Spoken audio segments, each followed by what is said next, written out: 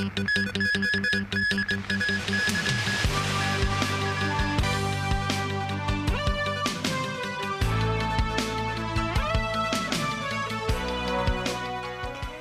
evening, and thank you for joining us.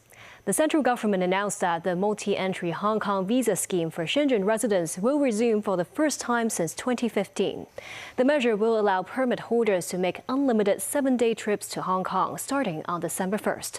The move is expected to help buoy the city's ailing tourism industry. With the resumption of the multi-entry Hong Kong visa scheme for Shenzhen residents, in addition to some 6 million Shenzhen residents, those with Shenzhen residence permits are eligible to apply. That means starting Sunday, a total of 18 million people in Shenzhen with the valid multi-entry permits can visit Hong Kong as many times as they like within 1 year. The maximum length of each stay will remain at 7 days. The scheme was first implemented in 2009. At the time, it prompted concerns about disruptions and overcrowding in the northern districts, most notably the issues of parallel traders and unlicensed cross-border trade. The measure was later tightened to a one-trip-a-week policy in 2015. Retail sector lawmaker Peter Xu believes mainland tourists have changed their spending patterns in recent years and such adverse impacts will be limited. They don't just come to Hong Kong to shop. Xu said they now prefer a more in-depth travel experience around the SAR, and their visits will benefit many sectors encompassing eateries, retail shops, and also the taxi sector. The Hong Kong Retail Management Association welcomed the development, saying it will work to improve the service quality of the retail industry to attract more tourists.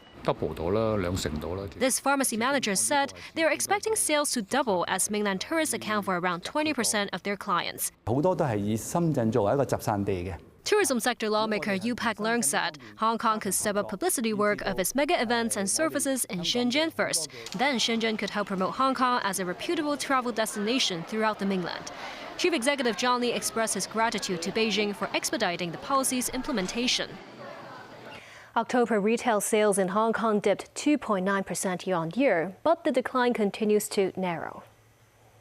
Buoyed by the National Day Golden Week, the value of total retail sales in October was estimated at 32.9 billion Hong Kong dollars. Jewelry, watches, and valuable gifts continue to suffer the largest declines, sliding nearly 11% year-on-year.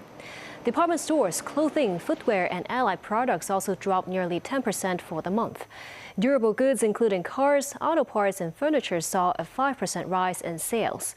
With the tax cut on spirits taking effect in the city, sales of alcoholic drinks and tobacco recorded a positive performance with a 37% increase year-on-year. The government today invited representatives of many top enterprises to join a Northern Metropolis inspection tour. A signing ceremony for enterprise participation in the area marked for development was held in the afternoon. Mu Seng-ai reports.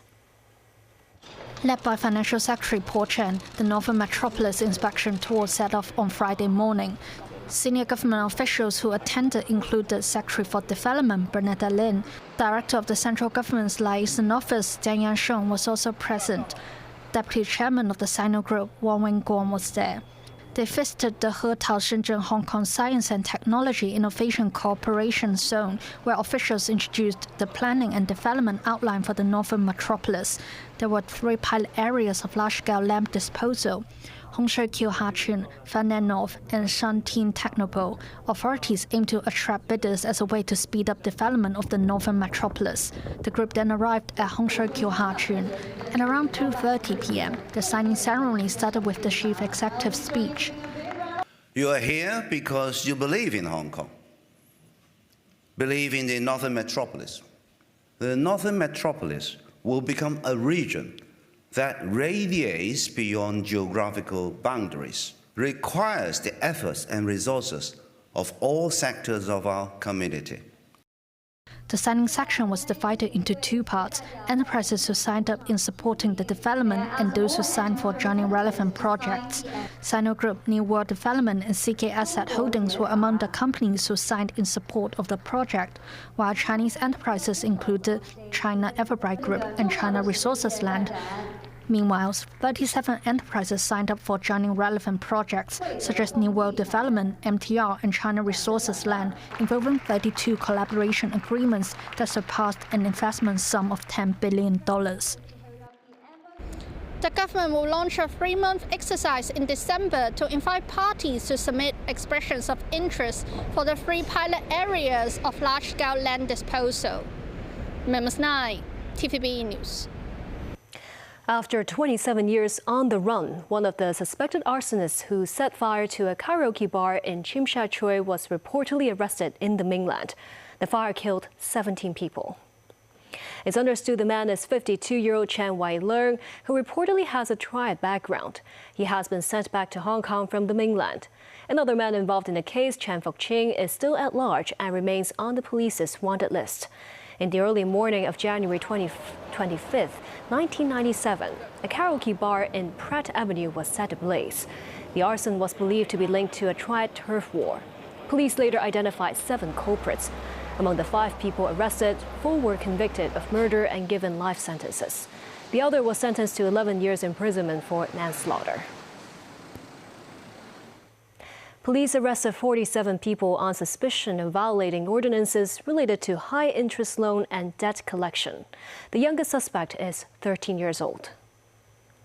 Police seized loan receipts during operations last week. Police say some suspects come from a finance company and targeted foreign domestic workers and introduced them to high-interest loan schemes. The Hong Kong Observatory has recorded a temperature of 16.6 degrees this morning, the lowest so far this autumn. Temperatures are 2 to 3 degrees lower in the New Territories. The minimum temperature was recorded on Tai Wo Shan, Hong Kong's highest peak at 7.9 degrees. Ngong Ping saw a chilling 10.9 degrees this morning. The observatory noted that a northeast monsoon is bringing fine and very dry weather to Guangdong. The next 2 to 3 days will be generally fine and dry during the day. Tomorrow morning will still be cool, but expect a warm-up from mid to late next week. The 11th batch of remains of the Chinese People's Volunteers killed in the Korean War has been buried in the northeastern city of Shenyang. The burial ceremony was held at around 10 a.m. today. The coffins containing remains of 43 fallen soldiers were laid to rest at the Shenyang Cemetery for Martyrs for those who died in the Korean War. These remains were brought back home from South Korea yesterday. Since 2014, the remains of 981 Chinese martyrs have been repatriated so far.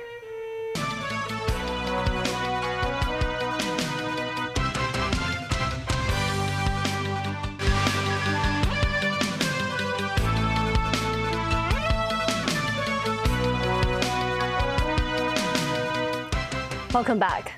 British Prime Minister Keir Starmer vowed to reduce the number of migrants coming to Britain.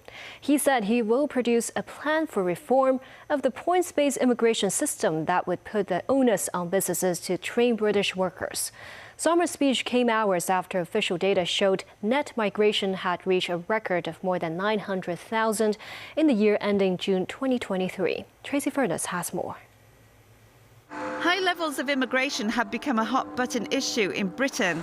Voters worry that strained public services cannot cope with such large influxes of people. But sectors such as healthcare say they cannot function without foreign workers. Starmer blames the previous Conservative government for the immigration issue. He says the situation happened by design, not accident. Policies were reformed deliberately to liberalise immigration. Starmer added Brexit was used to turn Britain into a one-nation experiment in open borders. The vast majority of people who entered this country did so to plug gaps in our workforce, skill shortages across the country, which have left our economy hopelessly reliant on immigration.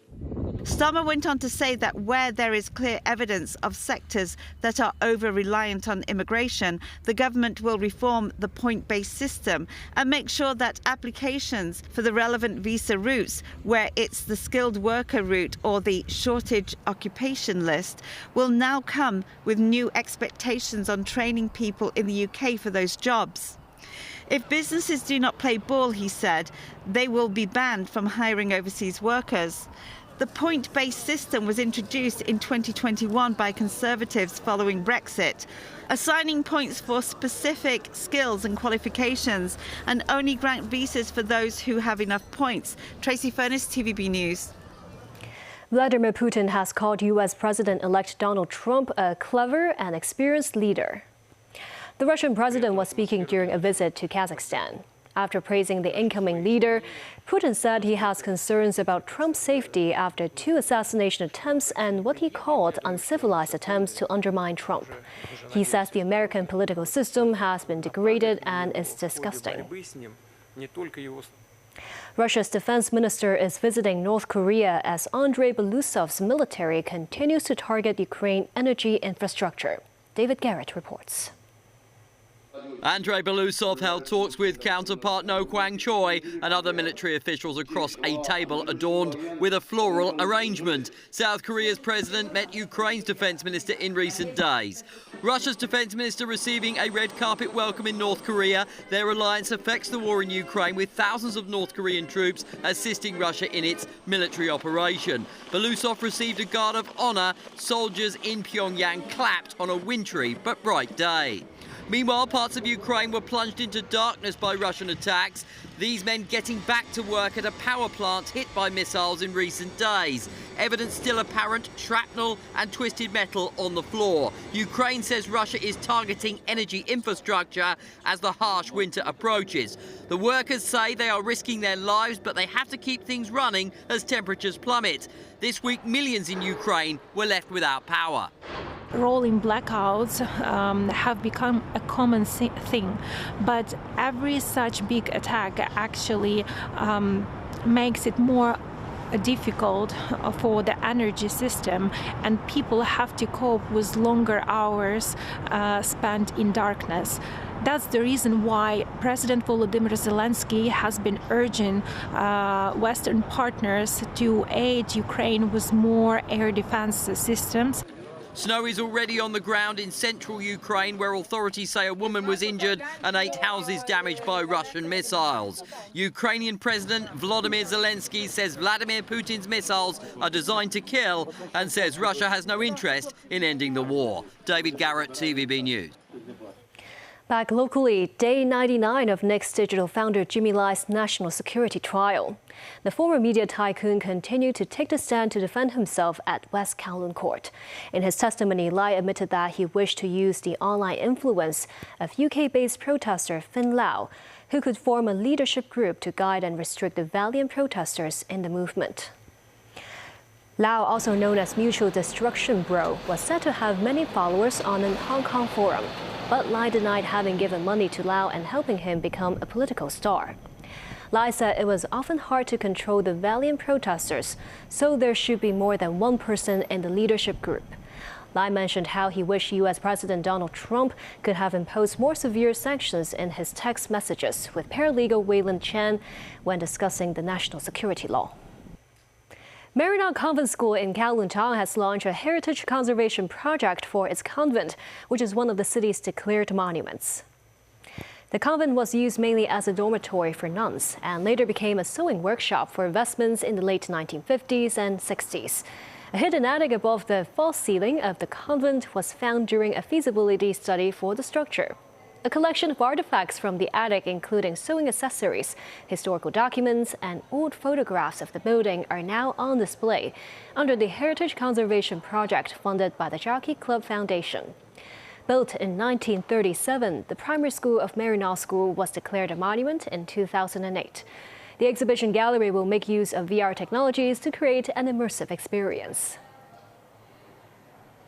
And that's the news. Thank you for watching.